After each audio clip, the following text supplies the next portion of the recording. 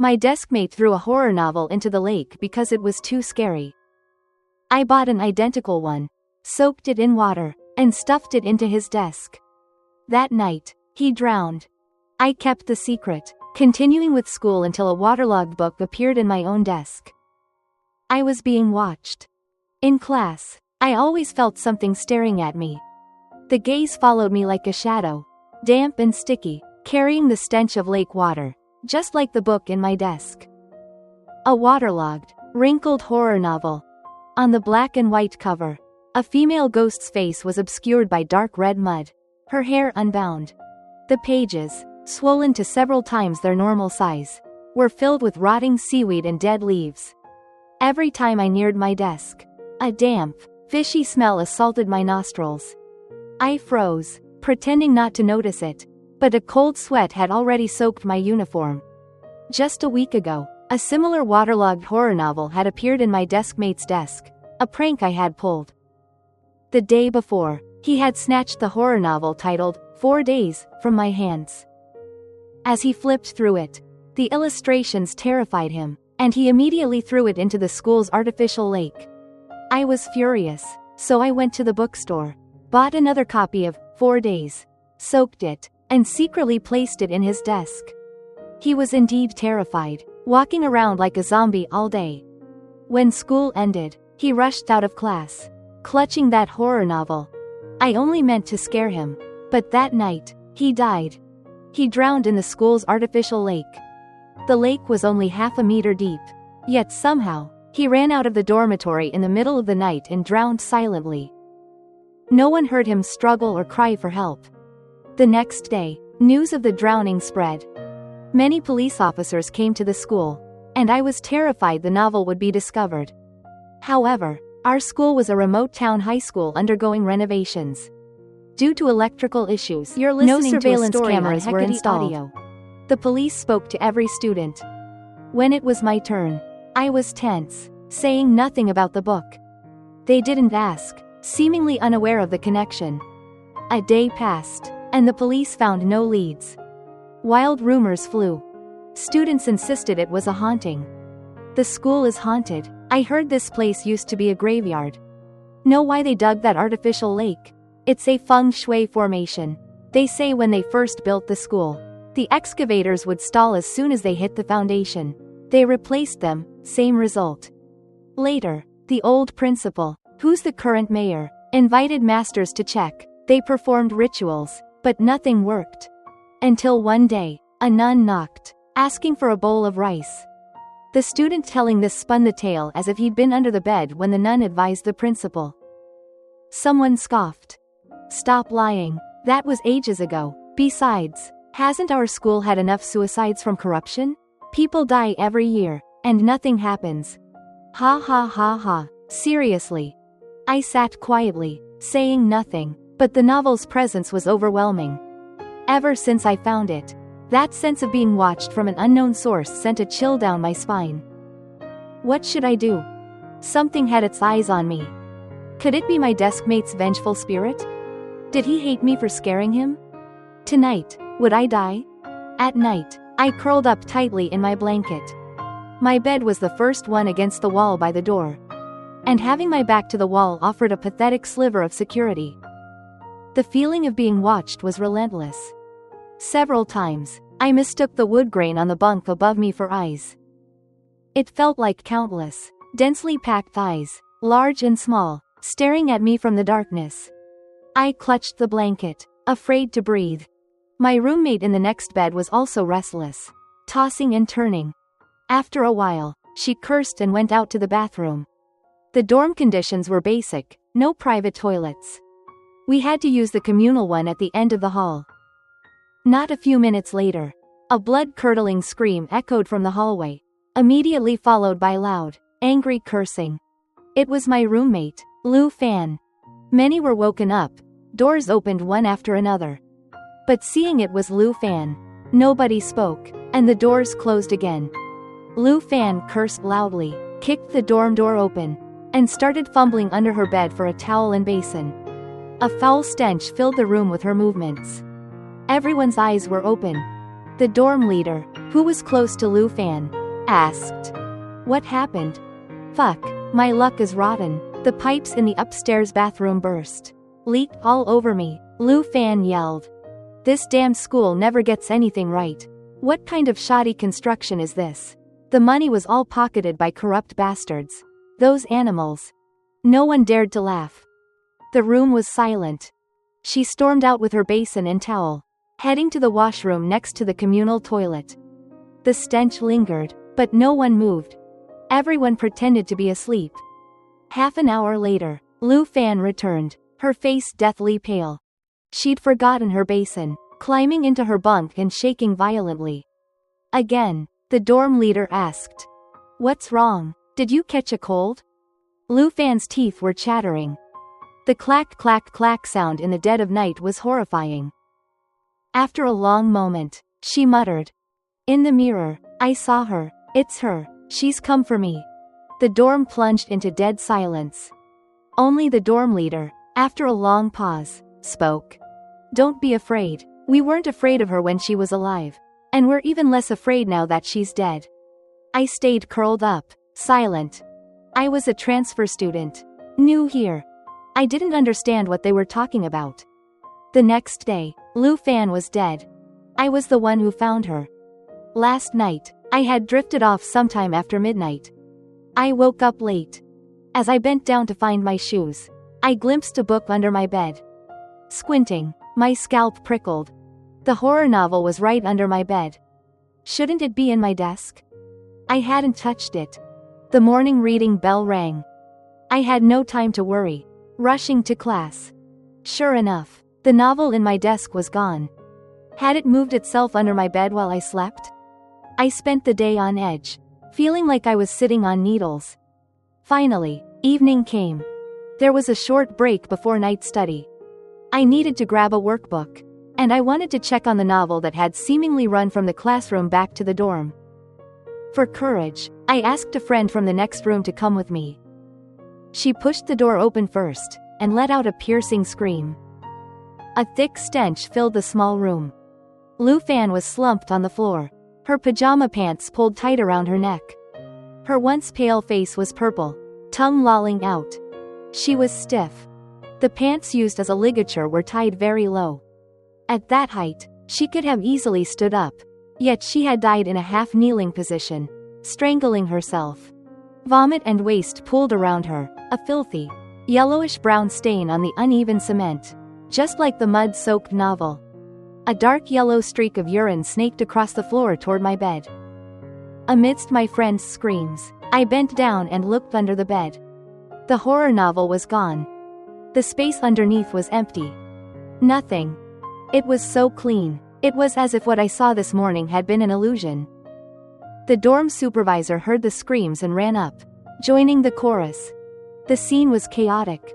It was my first time facing death so directly. I felt numb, soulless, watching blankly as the school called the police. As officers arrived, dispersed the crowd, and began the routine questioning. The one questioning me was a female officer, maybe 40, with sharp, furrowed brows but a gentle voice. I kept the novel a secret, recounting everything else truthfully. I still didn't want to be seen as insane. The questioning ended quickly. Our dorm was sealed off. We were all temporarily moved to other dorms with empty beds. The school administration was furious, ordering all staff to patrol in shifts, paying special attention to the dorms at night. After lights out, I huddled on the bed, listening to the teacher's footsteps outside. Clomp, clomp, clomp. The steps drew closer. A creak. The dorm door was carefully opened, then closed. Heavy footsteps approached. I faced the wall, pretending to be asleep, but slowly opened my eyes. A portly figure was bending over the bed opposite mine. It was my homeroom teacher. With a rustle, he stealthily lifted the blanket of the girl in the next bed and skillfully reached his hand in. I held my breath, heart pounding. What was happening? What was he doing? And with so much noise, why wasn't anyone else waking up? This was a 6-person dorm. How could no one else notice? In the depths of terror, my gaze met the eyes of the girl in the next bed. The homeroom teacher, busy rustling about, didn't notice that the girl he was caressing had opened her eyes. But her eyes only met mine for a moment before drifting away and closing again. She was awake, so why? I watched the homeroom teacher's greasy, flabby body tremble, his heavy panting echoing through the dorm. The girl on the top bunk furtively poked her head out, didn't dare look any longer, and silently burrowed back into her blanket. My whole body went cold, so cold it felt as if I'd just been submerged in the lake.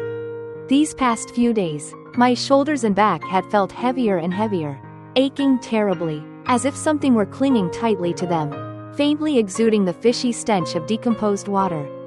Just then, I suddenly felt a strand of hair sweep across my nostril, followed at once by a thick, fishy odor shooting straight into my nasal cavity. The sensation was so strong that I sprang up instantly and sneezed 4 times in a row. The homeroom teacher started in fright. He jerked his hand back, clutched his chest, face flushing as he scolded. Why are you sitting up in the middle of the night instead of sleeping? That's a disciplinary violation. My nose itched unbearably. I couldn't stop sneezing one after another. He grew furious. If you don't want to sleep, then don't sleep at all tonight. Come with me to the office and copy a text, 10 times. If you don't finish, you don't get to sleep. Then he yanked me off the bed and dragged me toward the office at the end of the hall. I stumbled as he pulled me along. I hadn't even managed to put on my slippers. And my clothes were nearly torn open, exposing part of my shoulder. His breathing grew heavier and heavier. I was enveloped by the stench of a middle-aged man, waves of nausea rising endlessly. The scuffling was loud, his curses echoing along the corridor. Yet the entire floor was deathly silent. As if everyone were sound asleep, no dorm room door opened. Amid the struggle, I took advantage of the chaos to slip my hand into the pocket of my pajama pants. Inside was a small paper packet. I crushed it hard. The homeroom teacher violently flung the office door open and shoved me inside. I lurched down onto the sofa, then scrambled up and grabbed the desk lamp on the dorm supervisor's desk. My eyes swept across that desk, and in an instant it felt as if a bucket of ice water had been dumped over my head. I trembled all over. On the desk lay a waterlogged horror novel, the familiar cover, its terrifying shape swollen several times its size by the water. 4 days. Wasn't it just under my bed earlier? Did this mean that tonight the demon in the book would come to claim my life? And I would die in some bizarre way like my deskmate and my roommate? My shoulders and back grew heavier and more uncomfortable. The fishy smell of water flooded my nose. The homeroom teacher stared fixedly at me, panting as he advanced. Bang! Who's there? He suddenly spun around. What are you doing? The person who shoved the door open turned out to be the female officer who had questioned me during the day. She knitted her brows tightly, a police baton in her hand. The homeroom teacher looked as if he'd been struck, his murky, vicious eyes locked on the baton and the radio on her hip. And he squeezed out an ugly smile. It's nothing. This student wasn't sleeping late at night and was disturbing others' rest in the dorm. She's especially disobedient, so I'm punishing her by having her copy a text here. The policewoman swept her gaze over the homeroom teacher and my haggard state, her right hand resting on the radio at her waist. Students are still young and naive. If you teach them patiently, they'll come to understand. I think you should have her copy it tomorrow. This office is so small. With only 1 chair, cramming 3 people in here is too crowded. The homeroom teacher stared at her hand on the radio. An oily smile clung to his flabby face. So, you're not going on patrol? Taking a little rest is good. Yes, good. The policewoman walked straight past him and, without ceremony, sat down on the chair. That's right. I'm tired, resting a bit. Sorry to trouble you, Teacher Zhang. She was no longer young. Fine lines had appeared around her eyes and mouth. And in her neatly combed hair were a few strands of gray. Years of police work lent her an air of composure, sharp as a blade. With her seated at the desk, the horror novel that had felt so overwhelmingly sinister seemed to shrink, looking like nothing more than a common book soaked in water. But my heart hung higher than ever, as if it would leap from my chest, and I deliberately avoided her gaze. The homeroom teacher gave a hollow laugh. Good, good. Then his face changed at once, and he barked at me. Why aren't you getting back to the dorm? Tomorrow, before class ends. Copy the text 10 times and hand it in to me. If you dare not hand it in, just wait for your parents to come pick you up to self-reflect. Get out. I bolted out of the office, returned to the dorm, and buried myself in my blanket. The dorm was eerily quiet, as if everyone had fallen into a deep sleep. Not a single word spoken. On Monday morning, the homeroom teacher didn't come to class. By afternoon, news spread. He was dead. He had ridden his bicycle onto the highway and was run over again and again by dozens of large trucks. Beyond recognition, the police had to expend great effort to pry him off the road, trying to collect as much of the body as possible. His wife sobbed miserably over the phone, claiming her husband met with an accident while working overtime to patrol the dorms and demanding compensation from the school. But the police found the thermos the homeroom teacher had carried on duty that night. There was still some liquor left inside. And that highway was the shortcut he often used to get home. At that point, the truth seemed all too clear. The homeroom teacher had been drinking while on night duty, and for some reason decided to take the shortcut home, riding his bicycle onto the highway, only to be run over by trucks. That stretch had no surveillance cameras and no streetlights, making it truly difficult to determine which vehicle had struck him first.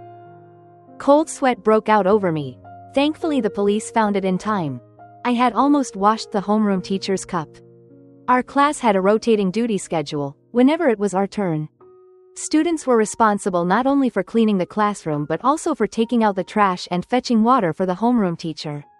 That morning I had just taken out the trash and was about to go to the teacher's office to get his cup to fetch water when the policewoman appeared behind me.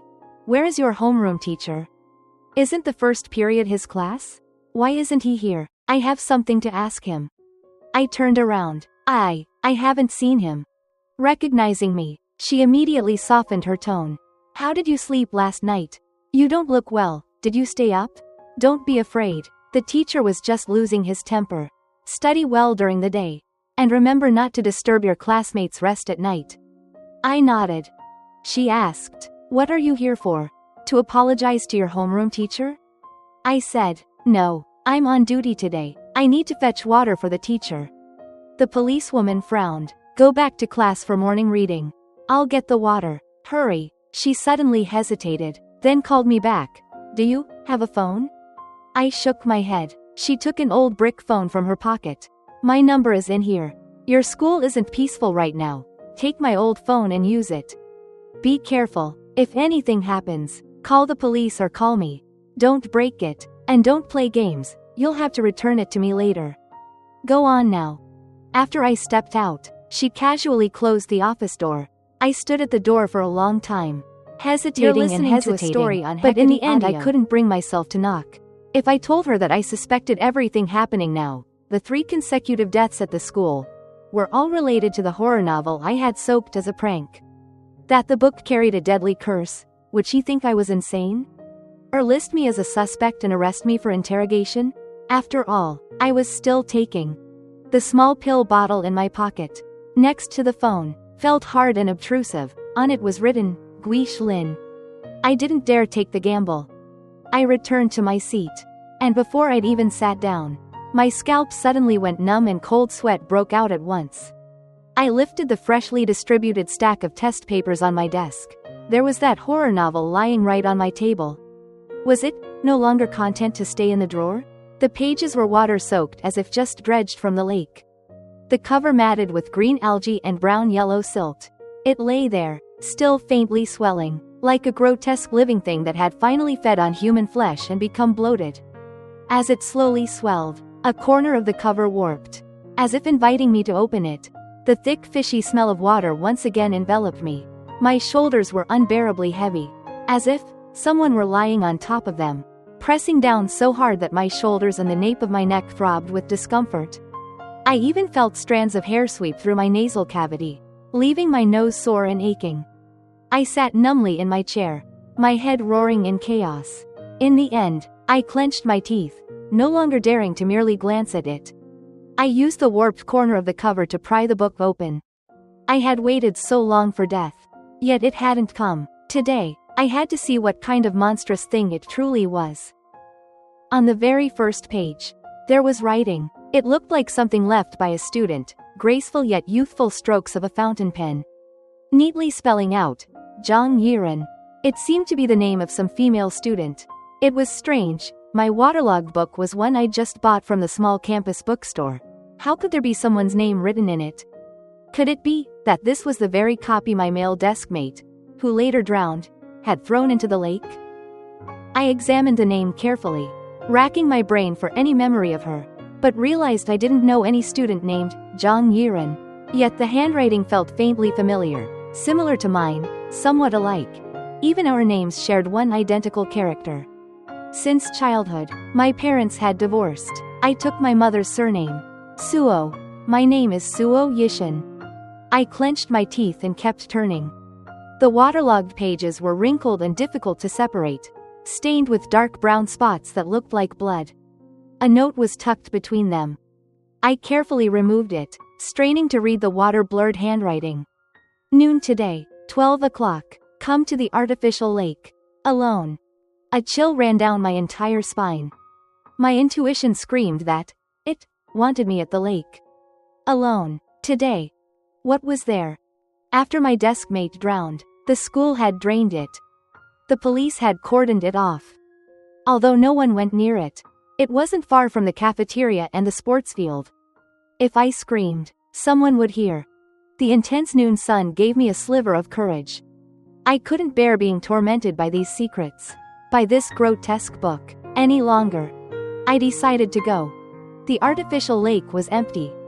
I climbed down carefully, the years of soft, damp mud instantly swallowing my shoes. Countless fish and shrimp rotted at the bottom.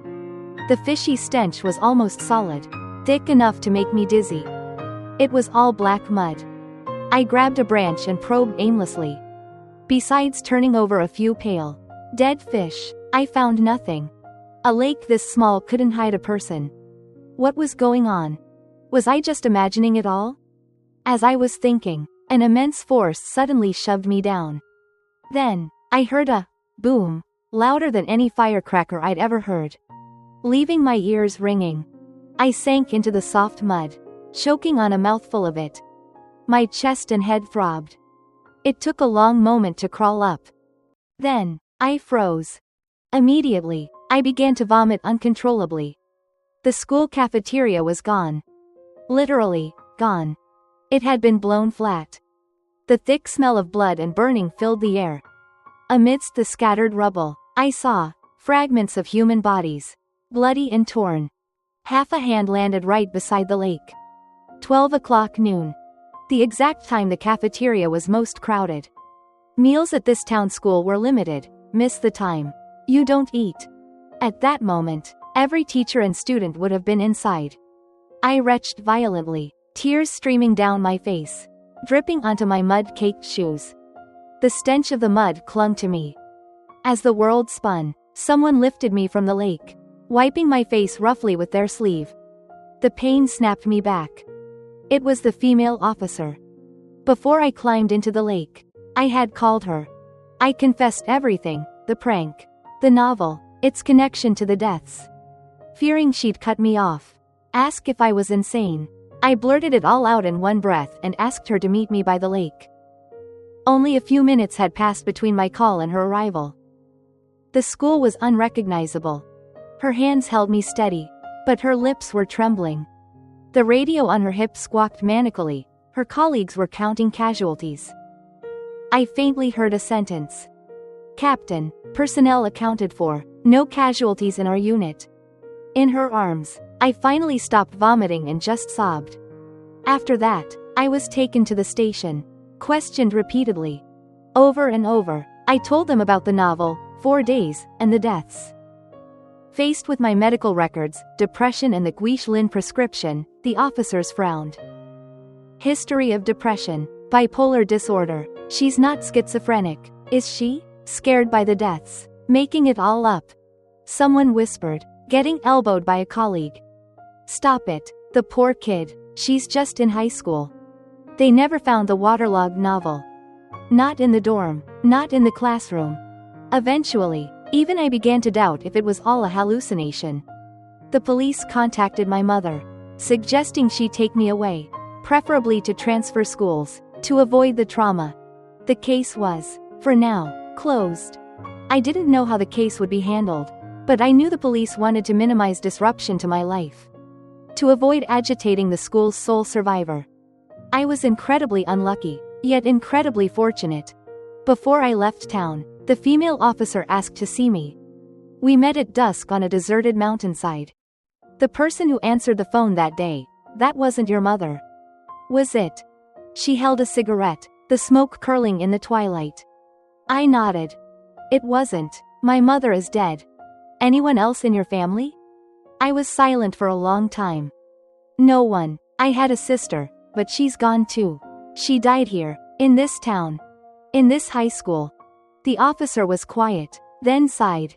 Are you wondering why I didn't report you? I said nothing. She didn't mind, continuing. My daughter, she attended your high school last year. The smoke enveloped her, seeping into the wrinkles by her eyes and her few gray hairs. She seemed to age instantly, her straight posture slumping. My daughter was smart, hardworking, always at the top of her class. I never had to worry. I was so proud. But now, I wish she had been more rebellious, less understanding. I wish she could have told me what was happening. I was busy with work. She never caused trouble, so I poured everything into my career. I had a chance for a promotion, a transfer to the city. No more hardship in this town. Better pay, so I went. The city was hours away. I rarely came home. She tested into this top high school, boarded at the dorm. She told me not to worry, to focus on work, that we'd move to the city together. I divorced early. Her father cheated. She lived with me. We cut contact. I had no help. Looking back, I was so cruel. A child that young, just starting high school, leaving her to board all year, not even coming home for holidays. The school banned cell phones. Getting caught meant severe discipline. The kids had to line up every day to use the payphone. Every time my daughter called me, she waited in line for so long, often missing her meals. And I just told her to eat properly, take care of her health, and not to call me so much. She stopped abruptly. The dusk had fallen. Only the cherry of her cigarette glowed. She's dead. She was bullied until she couldn't take it anymore. She jumped from a building. Her voice, when it returned, was choked. Before she died, worried about bothering me, she wrote a will. She hid her savings in the house, leaving notes, begging me not to grieve, to live happily. I said nothing, stepping forward to hug her as she sobbed. I am a failed mother. I don't deserve her. I should go to hell. She trembled. I've solved so many cases, caught so many criminals, but I couldn't find the evidence to punish those animals. My daughter killed herself, and the school, they cremated her before I even got back. If I hadn't found her diary, I might never have known the truth. This school, the students, the teachers, the bullies, the bystanders, they're all murderers. Including me. You did well. I never expected someone so young to be so brave. Brave enough to settle all debts with an explosion. She suddenly laughed. It truly is karma. The retribution fits. The officer gently pushed me away, straightening up, her resolve returning like a taut bowstring. But, child, you are too young. I hope you can forget this. Leave, and start over. Don't let this past weigh you down. You are my benefactor. If you ever need help, the number I gave you will always work. I nodded, finally speaking. Thank you. I only got my revenge because of your help. And on behalf of my sister, Zhang Yiren, thank you. Zhang Yiren. The name on the novel's title page. It was my sister's name. She took my father's surname, Zhang. I took my mother's, Xu Yishan. The dark brown stains on the book. That was her blood. I still remembered. I had seen it on my deskmate's phone. The video of my sister being beaten, forced to drink filthy sewage in the bathroom. Her face slammed with a book until her mouth bled. When my deskmate hit her, he was laughing. He showed the video around, playing her screams during the break, laughing even harder. But when I held his head under the water, why wasn't he laughing anymore? My roommate, Lu Fan, the one who hanged herself with her pants. She was laughing in the video, too. Forcing her to drink the sewage was her good idea, earning a round of cheers. I saw my sister dragged into the boys' bathroom while the homeroom teacher walked by, ignoring her cries for help, skirting around her in disgust. When Lu Fan's clique dragged her out of the dorm to beat her, everyone else just watched in silence. The bystanders. They were murderers, too. At first, I only intended to take revenge on my enemies. Later, I discovered that every one of them was guilty, including myself. Why couldn't I find her sooner? When I was very young, my parents divorced. My mother took me, my father took my sister. Before they married, my father pretended to be wonderful, but afterward, his true nature as a gambler and an abuser was revealed. Luckily, my mother woke up early and insisted on a divorce. She tried to take both of us, but my father secretly took my sister from school, and they vanished without a trace. My mother and I struggled to survive in the big city. We had no extra time or energy to search, and my mother was always terrified of contacting my father. That man had left her with deep trauma, she couldn't even bear to mention him. Terrified that if they reconnected, he would hurt me. Until last year, when my mother died of illness, leaving me utterly alone, with no attachments left. And so, I began to search for my sister. After many inquiries, I came to this remote town, only to learn that 3 years ago, my father had died in a fight over gambling debts. My sister had died one winter night, a year ago. She jumped from the school roof. Suicide. At the time, I was a graduate student in biological science at Yunnan University, specializing in the cultivation of edible fungi. In 2006, using my youthful appearance and the town's primitive records management, I dropped out, faked my identity as a high school student, and enrolled in this town's high school. In the first month, I had already mapped out the rotten, backward, yet intricate network of connections behind this school. The homeroom teacher was a middle-aged man with a prior conviction for rape. But because his uncle was the mayor, and the former principal, he wasn't fired. He just kept teaching, harassing female students. The student bullies all had family in high positions in town, which only made them more arrogant and lawless. I was alone, my strength was insignificant. Revenge seemed impossible. But I had brought a special fungal spore. Its spores are colorless and odorless, like fine dust, but they cause muscle relaxation and weaken the will. With just a little suggestion, they can induce hallucinations, even making victims obediently follow the commands of those around them. It also decomposes rapidly, fast enough to be metabolized and gone before the victim dies. With the testing technology of the time, it was undetectable. I cultivated these spores within a book and brought it to the school. Then, I discovered the horror novel, 4 Days. My deskmate held that book, laughing, bragging to others about his achievement of using it to beat that bitch Zhang Yiren. I listened, expressionless. That night, I put a small dose of spores in his water. He had nightmares all night, and the next morning, in a fit of rage, he threw the book into the school's artificial lake. Afterward, the book reappeared in his desk, soaking wet. That night, he drowned in the lake. Next was my roommate, Lu Fan. Under the spore's hallucinatory effect, she believed she was the ghost of the bullied student, returned for vengeance, and strangled herself to death. I crouched in front of her, watching her face turn purple and swell, her tongue loll out, her eyes bulge with bloodshot veins. I laughed with delight, just as she had when she bullied others. The homeroom teacher's murder was more complex, as my opportunities to access his food and drink were limited. I had planned to poison his cup during my cleaning duty, but that night, when he dragged me to the office, he gave me the perfect chance. While he and the officer were talking, I secretly applied the spores to the bread he used as a late-night snack. He was fat as a pig, always hungry, always snacking. Sure enough, after exerting himself, he quickly ate the bread, and, as usual, drank some alcohol to warm up. I had already bought an identical phone from a second-hand market and had placed it on the office windowsill that night. When it rang, he naturally assumed it was his. The voice on the other end was his wife, saying their child had a fever and begging him to come home.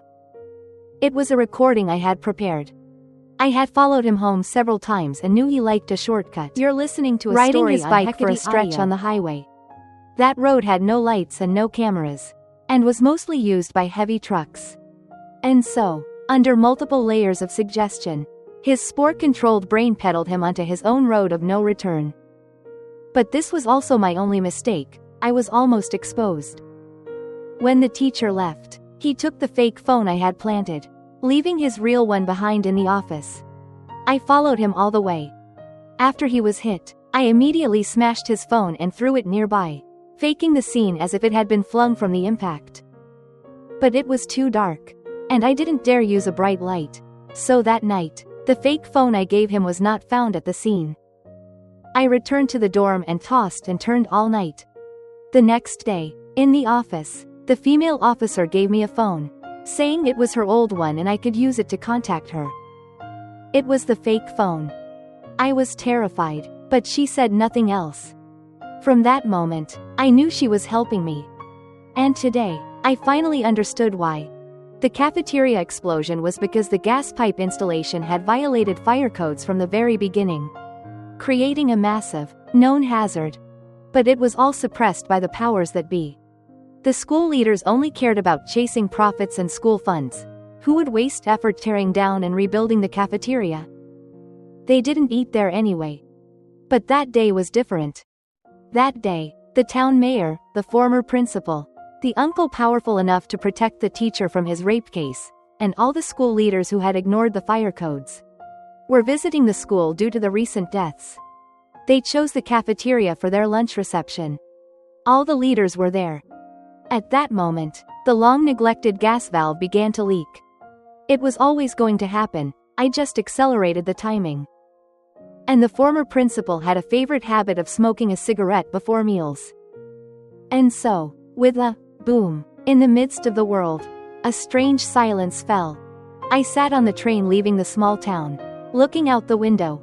I felt no joy in my successful revenge.